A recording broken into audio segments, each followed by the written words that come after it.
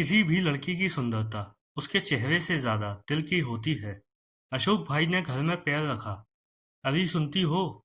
आवाज सुनते ही अशोक भाई की पत्नी हाथ में पानी का गिलास लेकर बाहर आई और बोली, अपनी बेटी का रिश्ता आया है। अच्छा भला इज्जतदार सुखी परिवार है। लड़के का नाम युवराज है। बैंक में काम करता है। बस बेटी हाँ कह दे तो सगाई कर देते हैं। बेटी उनकी एकमात्र लड़की थी।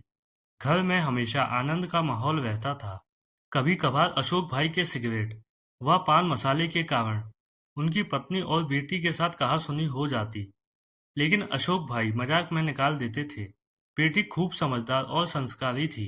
एसएससी पास करके ट्यूशन सिलाई का काम करके पिता की मदद करने की कोशिश करती थी। अब तो बेटी ग्रेजुएट हो गई थी और नौकरी भी करती थी, लेकिन अशोक भाई उसकी पगार में से 1 रुपया भी नहीं लेते थे और रोज कहते, बेटी यह पगार तेरे पास रख, तेरे भविष्य में काम आएगी। दोनों घरों की सहमति से बेटी और युवराज की सगाई कर दी गई और शादी का मुहूर्त भी निकलवा दिया। अब शादी के 15 दिन और बाकी थे।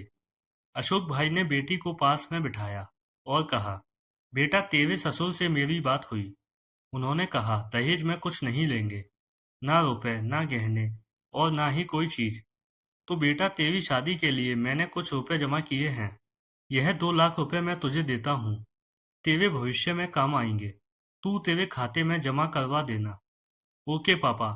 बेटी छोटा सा जवाब देकर अपने रूम में चली गई। समय को जाते कहाँ देर लगती है। शुभ दिन बारात आंगन में आई।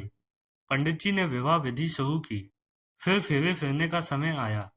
कोयल जैसे कुहकी हो ऐसे बेटी 2 शब्द में बोली, रुको पंडित जी, मुझे आप सबकी उपस्थिति में मेरे पापा के साथ बात करनी है। पापा आपने मुझे लाड प्यार से बड़ा किया, पढ़ाया लिखाया, खूब प्रेम किया। इसका कर्ज तो चुका नहीं सकती, लेकिन युवराज और मेरे ससुर जी की सहमति से आपने दिया 2 लाख रुपए का चेक मैं वापस देती हूँ। इन रुपयों से मेरी शादी के लिए लिए हुए उधार वापस दे देना और दूसरा चेक 3 लाख रुपए का जो मैंने अपनी पगार में से बचत की है, जब आप रिटायर होंगे तब आपके काम आएंगे। मैं नहीं चाहती कि बुढ़ापे में आपको किसी के आगे हाथ फैलाने पड़े। अगर मैं आपका लड़का होता तब भी इतना तो करता ना। वहां पर सभी की नजर बेटी पर थी। पापा अब मैं आपसे जो दहेज मांगू वो दोगे? अशोक भाई भारी आवाज में, हाँ बेटा, इतना ही बोल सके। तो पापा मुझे वचन दो, आज के बाद सिगरेट को हाथ नहीं लगाओगे। तंबाकू पान मसाले का व्यसन आज से छोड़ दोगे। सबकी मौजूदगी में दहेज में बस इतना ही मांगती हूँ। लड़की का बाप मना कैसे करता? शादी में लड़की की विदाई के समय कन्या पक्ष को तो रोते देखा होगा, लेकिन आज तो बारातियों की आंखों में आंसुओं की धारा निकल चुकी थी। मैं दूर से उस बेटी को लक्ष्मी रूप में देख रहा था।